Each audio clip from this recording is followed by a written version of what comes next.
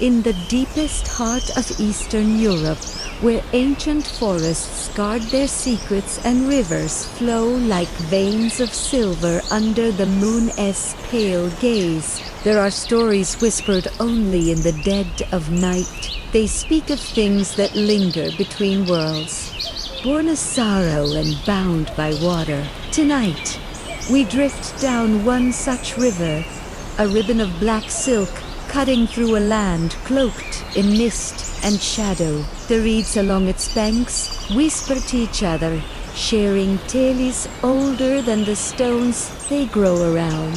The water is calm, a perfect mirror reflecting the stoic, silent moon. But its stillness is a lie, for in these depths, a legend breeds. They call her the stories say she was once a woman, full of life and love, with a heart as clear as the summer sky. But love can be a cruel and treacherous current. Betrayed by the one she cherished most, her world shattered, cast into the cold, unforgiving embrace of the river. She drowned not just in water, but in despair and a burning thirst for vengeance. Her spirit, however, did not find peace. Cursed, it was bound to the very waters that claimed her life, transforming her from a maiden of flesh and blood into a creature of ethereal beauty and profound malice. Now, she is the river's sorrow, its vengeful heart, a drowned woman's spirit, beautiful but eternally hungry, forever wandering the water that became her tomb and her kingdom. Our scene settles upon a lonely figure, a fisherman who has known this river his entire life. He sits in his small wooden boat, the gentle lapping of water against the hull, a familiar, comforting rhythm. The air is thick with a rolling fog, a damp shroud that muffles the world and isolates him in a bubble of gray and black. The moonlight struggles to pierce the veil, casting long, distorted fingers of light across the water's surface. All is quiet, save for the hum of night insects and the distant cry of an owl. Then, from somewhere across the fog, a sound drifts towards him. It's a song, a lullaby, haunting and impossibly sweet. A melody that seems to pull at a forgotten string in his very soul. It speaks of lost love, of deep longing, of an aching sadness that is both beautiful and terrifying. He lifts his head, his brow furrowed, straining to place the sound. It's a woman's voice, clear as a bell, yet it feels as if it's coming from everywhere at once, echoing from the water itself. He peers into the dense mist, his lantern casting a weak, golden halo around his boat. The lullaby grows stronger, more insistent, weaving a hypnotic spell around him. He feels a pull, a strange compulsion to find its source, as if the song is a hook and he is the fish. As he watches a disturbance breaks the glassy surface of the river. Not a fish, not the wind. A series of slow, deliberate ripples spreads outwards from the center, moving against the natural current. His heart begins to hammer against his ribs, a frantic drumbeat against the siren song. And then, from the heart of the ripples, she emerges. She rises from the water not with a splash, but with a silent, impossible grace, as if the river is parting to reveal her, a pale woman. Her skin luminous, like mother of pearl, under the fragmented moonlight. Water cascades from her form in shimmering rivulets, yet she seems untouched by it. Her hair, long and dark like river weeds, flows around her as if she is still submerged, defying gravity in a slow, hypnotic dance. And her eyes are the most captivating and dreadful part of her. They hold a faint, ethereal blue glow, like captured starlight from a dying constellation, promising both ecstasy and oblivion. She is the most beautiful thing he has ever seen. A soft, gentle smile plays on her lips, a smile that doesn't quite reach those sorrowful, glowing eyes. With a slow, deliberate motion, she raises a slender, pale hand and beckons him closer.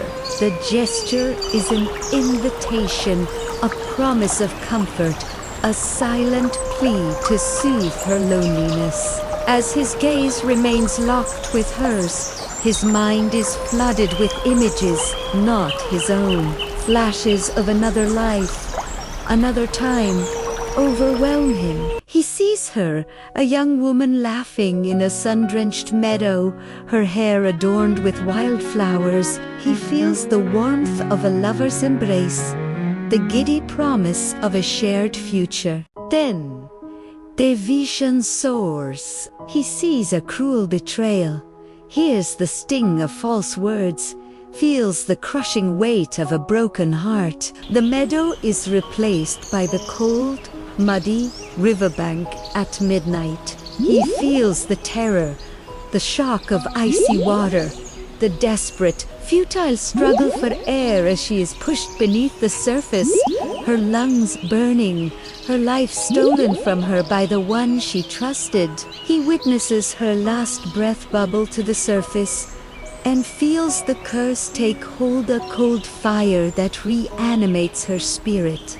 binding her to the water, twisting her love into hatred, her sorrow into an insatiable need for company in her watery grave. She is doomed to wander, to sing her sorrowful song, to lure others to share her fate forever. The fisherman, mesmerized and lost in the ghostly echoes of her pain, feels an overwhelming wave of pity. He sees not a monster, but a victim, a lost soul crying out for connection. The rational part of his mind screams at him to row away, to flee from this supernatural vision.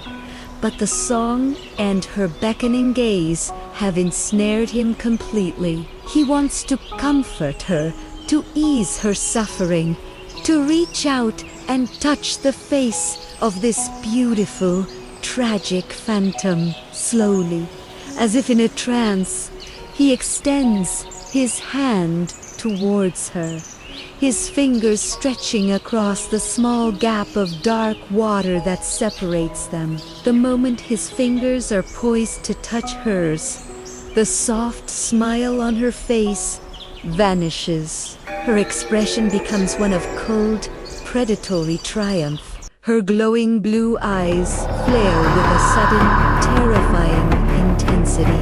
The water, once calm, erupts around him with explosive force. It's not a wave, but a living entity, a furious claw of liquid and darkness that lunges from the depths.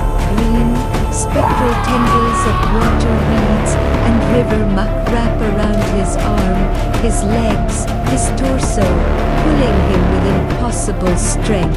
The world tilts into slow motion.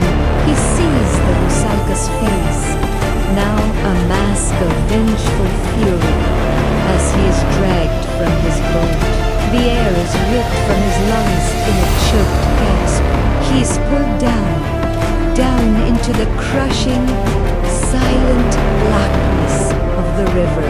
The water distorts his vision, the faint moonlight becoming a warped, distant memory.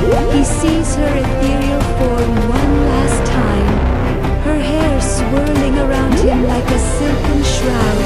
Bubbles, silver pearls of his last breath, rise towards the surface, a fleeting testament to his struggle.